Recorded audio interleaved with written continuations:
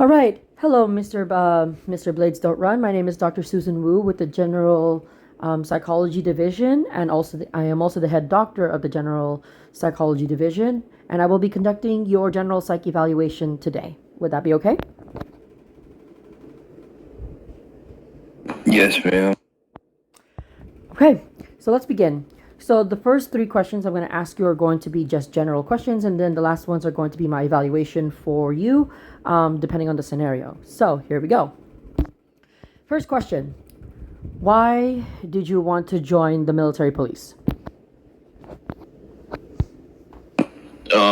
Mainly because it's a very big part of the Army, and it is possibly a dismissal prevention unit. So that's definitely an awesome part of it. And also, the ranks are very important, and the way that people treat the ranks are very important as well.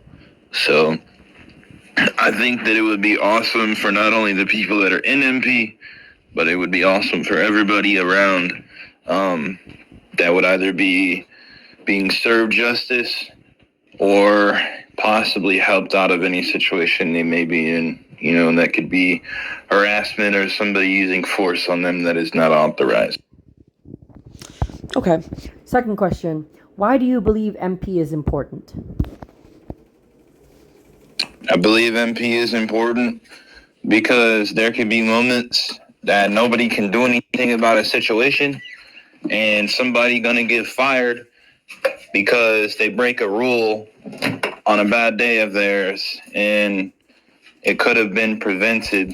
The dismissal could have been prevented, and they could definitely have an entire attitude adjustment with the MP situation. So if an MP officer arrests someone for breaking base rules, it is much better to arrest them and try to get them to comply because they could turn over a new leaf. And, it could definitely benefit the soldier. But without MP, there is no system in place that could save that soldier's job. Excellent. Okay, so last question for the general questions. What does MP stand for you? MP stands for a unit that not only um, protects its integrity and enforces as respect is reciprocated. So it's obviously going to be an elite unit of officers that are practicing their duties as civil officers in the Army law. So obviously it's going to be a very helpful unit, but mainly it's based on respect and trying to level with all soldiers as one. So no matter the situation, if somebody is hot-headed or not, we are there to make sure that they are not going to get fired and that they can possibly turn their career around instead of crashing out. So if somebody chooses to retire after they have been compliant with the officers, then that is completely up to the discretion of the soldier. But otherwise, the psych unit is tied into MP as well. So there's always definitely a psychological aspect to it, and everybody's voice is heard in the Army. I feel like MP is a very good weapon to use to enforce not only the psych unit, but also enforce all of the other teams. So, like, we have ASF, so people who have experience in ASF and patrolling, and that will be put to the test, and their respect and social skills will be put to the test in MP as well. So everybody on the base will be definitely getting something out of MP, and I feel like that is why MP is important. Excellent. Okay, so we will now go on to the scenario situations. This is where the evaluation is going to begin. So, scenario number one: a fellow soldier comes up to you. He or she looks distressed. He or she looks as if like they want to quit. They are about to break out, and this is the reason why is because they've been this soldier feels like they've been treated unfairly. They've been No one's been answering their questions. No one has been able to answer their what's it called? Their what they're trying to seek. They don't know what to do, and they feel as if like they're just abandoned and they're about to crash out and shoot up the place. How would you handle this? I would tell them that I'm listening, I'm hearing, I am there for them, and I'm gonna ask them what happened. And they're obviously going to explain it to me, or probably they're not going to explain it to me. But I'll inform them that we can always talk to the side, as I am not only the commander of MP, but I'm also a doctor. So, I'm absolutely somebody that can definitely listen to somebody's problems and try to assist them.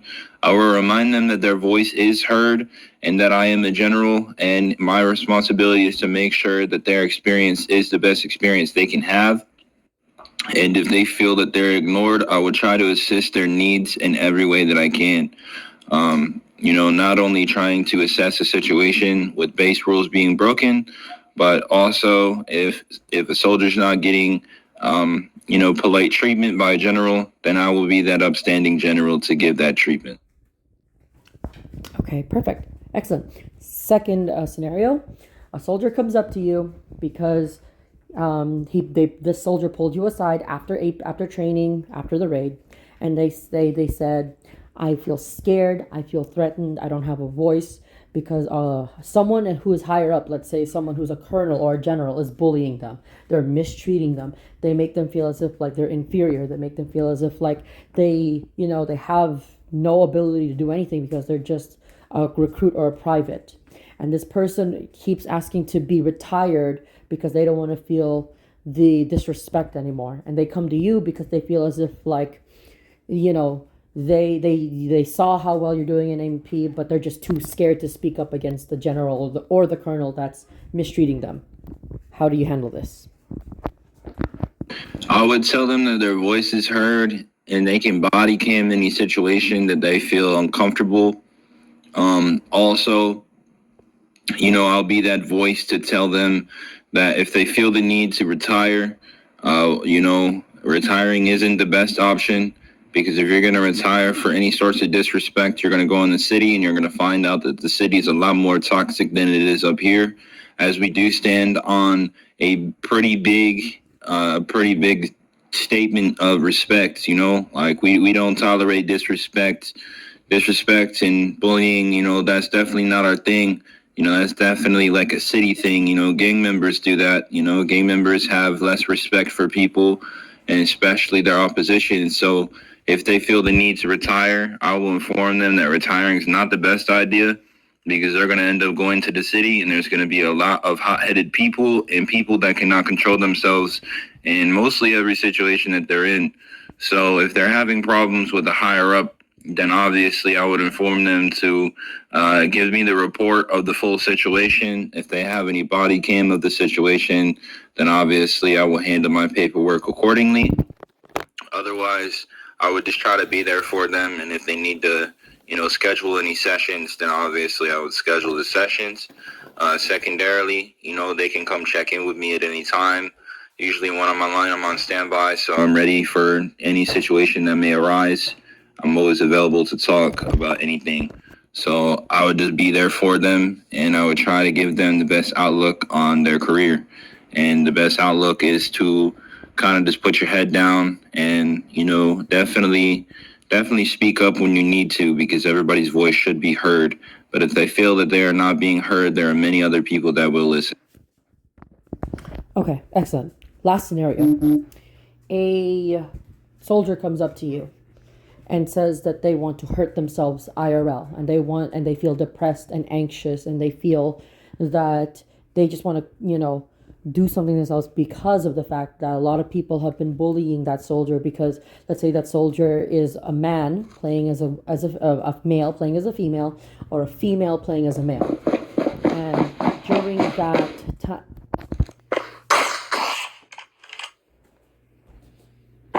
Iceland, please step out. Yo, why you text me just for that, bro? Because you've interrupted a psychological evaluation that is being recorded. You have interrupted a psychological evaluation that is being recorded. Yeah, but come on, bro. You can just talk to me. Next time I will shoot you guys. I don't care. Did Continue. did he just threaten to shoot you? Because I just got that on body cam. I don't know what he said. Okay, continuing on with the evaluation.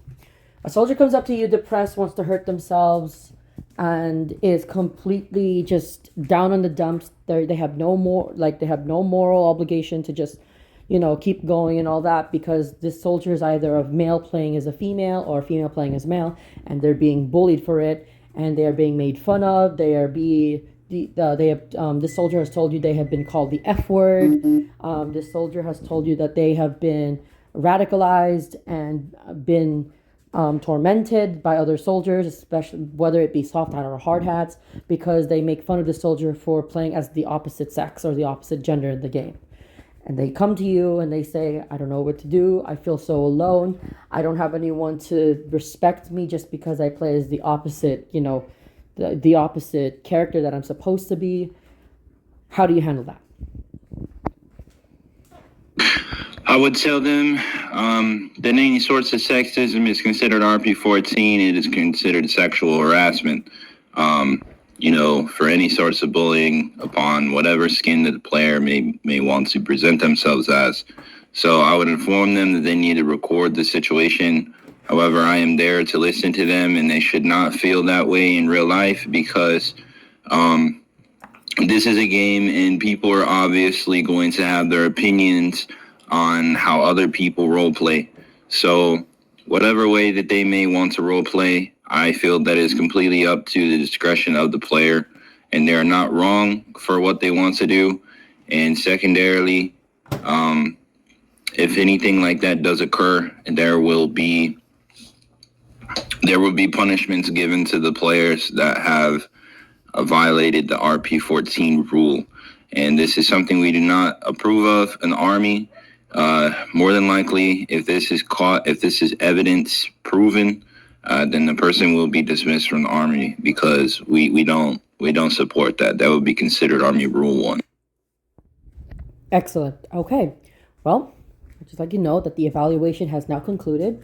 I will review the footage and I will send it over to, not say Sally, but I'll send it over to my patient case logs, or in this case, I will rename it to psych evaluation logs, and then I will get you forwarded to Miss Sally so that you can have your anger management psych eval, and then you should be good to go.